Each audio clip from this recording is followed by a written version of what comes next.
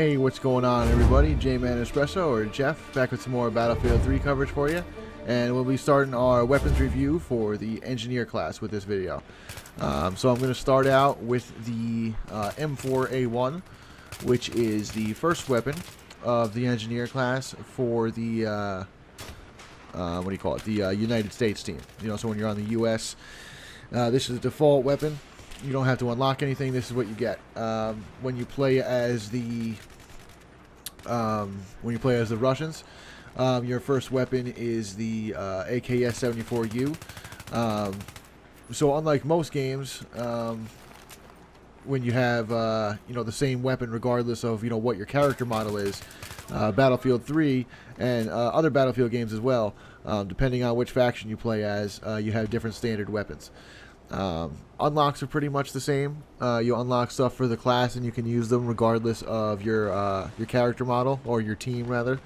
But the first weapon is different, and it makes sense. The M4A1 is American weapon, is what the soldiers use, and the AK-74U is a Russian weapon. Well, or at least that's what the Russian weapons are using. That's what they're using for the game. So this video here is going to be gameplay from a number of games.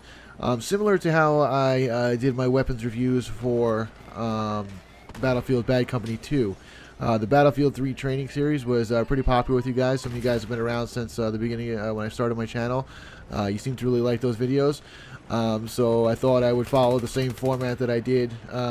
You'll probably notice the title's the same, Battlefield 3 Training, except this is going to be actual Battlefield 3 footage this time. But I thought I would do them in the same style, instead of just having one game.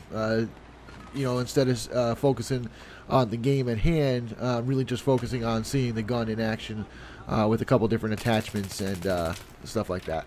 So this is like a compilation of, I think, 4 games. The first 2 are rush games, and the second 2 are team deathmatch. And let me just tell you, team deathmatch gets pretty hectic in this game. I haven't played a whole lot of it until I started doing trying to get footage for these weapons reviews.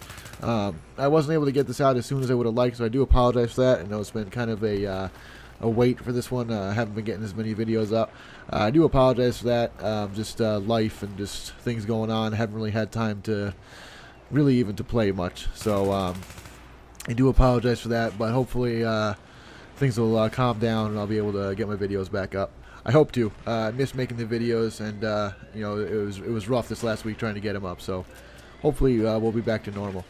So anyway, so in the beginning you saw me use the infrared night vision scope. I wanted to use that since that's such a controversial attachment. A lot of people love it. A lot of people hate it. So I wanted to have at least some footage with that in the video. But really just in the beginning, I personally, I'll be honest with you, just to say real quick, I'm not a huge fan of that attachment. A lot of people were upset that they nerfed it in the recent patch. It didn't really affect me too much. I never really used it a whole lot. I liked it in the beta. I really liked it in the beta for Operation Metro, but it wasn't that great of an attachment for me. I didn't like it because you had to steady it, just like the sniper rifle attachment, and I preferred like the ACOG scope. So we're also going to be using the, like I said, the ACOG, and then you'll also see the red dot sight, as well as the foregrip attachment and the tack light. And then 2 other attachments that I don't believe I used for this footage, but that I do very much like for the M4A1 are the holographic sight and the silencer. So let's get into the weapon here. In total, there are 18 different attachments that you can unlock for this weapon.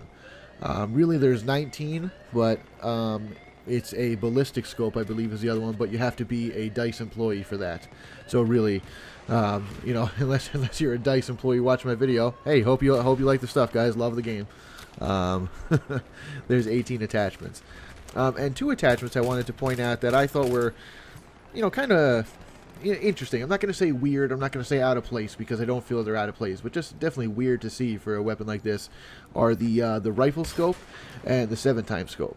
Pretty much the same thing, just like a a Russian variant, an American variant, or United States or Canada variant or whatever. When I was looking at the different attachments, and then when I unlocked one of them for this weapon, I was like, oh, that's interesting to see. I mean, those are pretty long range attachments. And I don't necessarily think of this weapon as a long range weapon. It's definitely useful at long range, but I probably wouldn't run a rifle scope or a 7x scope on this weapon and expect to be real effective with it, just because of the way the weapon operates. So, like I said in the beginning, this is the standard issue U.S. weapon for the engineers. When you start out as the engineer, this is the weapon you'll be using. There's 30 rounds in the clip, or the magazine, however you want to call it. I know I sometimes get some heat for calling it the wrong one. But it can reload to 31. You can keep one in the chamber. So if you reload with any amount of bullets still left, you got one left, or if you have 29, you'll reload to 31.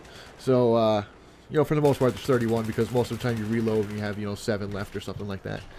And really, my opinion on this weapon, in simplest terms, I think this is the workhorse of the engineer class.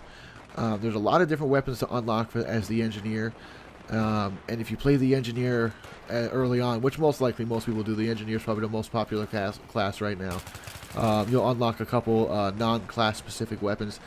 And, you know, so you have a lot of weapons at your disposal. And I really think that this is the most well-rounded and probably the weapon that you'll get the most use out of, at least playing on the American side. It's currently my favorite to use for the engineer. I think it's, you know, there's nothing weird about it. There's nothing quirky about it. It's just a good, solid weapon. It's got a nice clip size.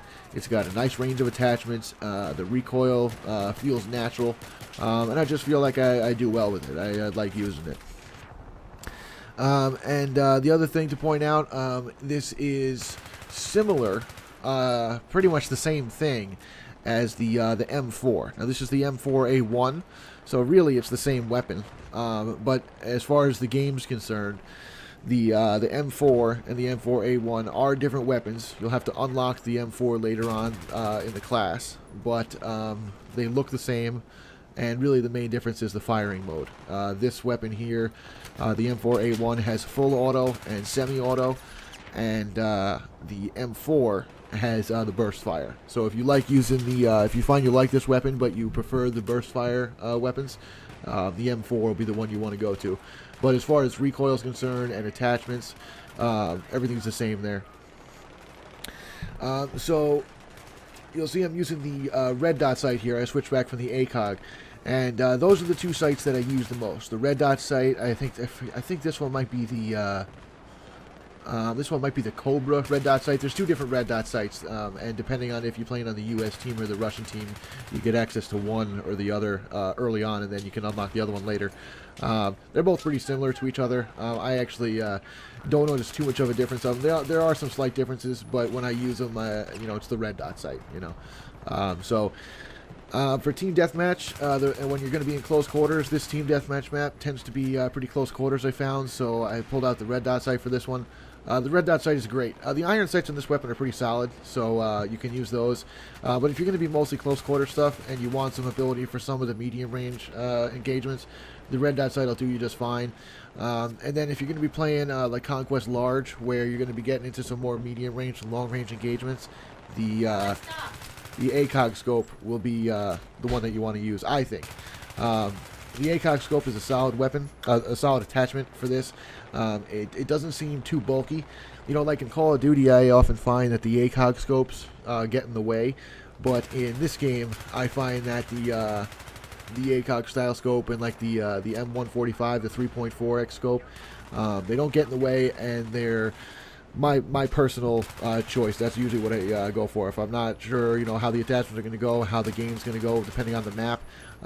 For me, and I think you know, pretty much for most people, you'll find that the ACOG scope is a great all-round attachment. It's okay for close quarters because you still pull up the weapon pretty quick, but it gives you that long-range ability. It gives you that little bit of zoom on when you bring up your sights. And as far as the infrared scope, they've nerfed it, so it's not really as effective anymore. You know, pretty much if you like that attachment, you like it. If you don't, you don't. There's been a lot of controversy with that. I don't see what the big deal was. I don't think it was that overpowered. But regardless of what I think, it's much less powerful now. It's only it only lets the enemies glow, you know, on the scope when they're real close to you. So, you know, take it or leave it. It's up to you. But I think you'll get much better results with some of the other attachments once you stop relying on the fact that the enemies are glowing like they're radioactive. But for like the rail attachments, the foregrip I find is the one that I use the most. I don't bother with the tack light that much, but the tack light is a solid attachment. You'll see most people use it. It does blind your opponent, so if you find that you're getting into engagements, real close quarters, and you're just not winning them, try throwing the tack light on, because it'll really confuse the your enemy, especially when those you just run into each other. If they got the tack light up, you can't see what you're shooting at. So if you find yourself not doing so well in those close, you'll see I have the tack light on now. If you see yourself losing those close range stuff when you're both firing at the same time, you both run into each other, try throwing the tack light on and see how that works out for you. But I find that the foregrip is the one that I use most often with this weapon. It stabilizes the horizontal recoil, but no vertical recoil is changed. And what I find it's great for is hip firing, and that's the other thing with this weapon. Hip fire is fantastic. I use hip fire a lot in team deathmatch, because team deathmatch is really, for lack of a better term, excuse me for a second, but a clusterfuck right now. It's ridiculous. There's so many people on these when they cut off the maps real small, and really it's just like a frag fest. I mean, it's like old school online multiplayer, like back in the day. There's really no strategy to it. It's just run around and shoot whoever you see. And I use hip fire a lot with team deathmatch, and the foregrip really helps with that, because hip fire, you're just spraying and trying to keep it on target. So if you have left side to side movement, if that's more precise, that's always a good thing. And then the other attachment that I didn't use in this video is going to be the holographic sight. And the holographic sight is just a personal thing. I just like the way it looks, and I think it gives me a good target. If some people might find it intrusive because of the reticle is quite large, it's like that circle with the dot in the middle. Some people might find it distracting. I find if I'm not in the mood for using the iron sights, but I don't want to use the ACOG scope, then I'll throw the holographic on there. Think of the holographic as like the red dot. It's not going to give you any more range, but since you do have a bit of a larger reticle, you get a little bit more ability to get some of those slightly longer range shots in there. And then the silencer, if you want to be a little stealthy.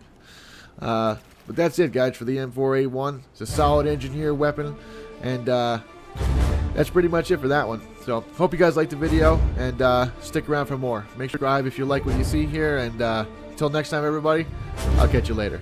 See ya.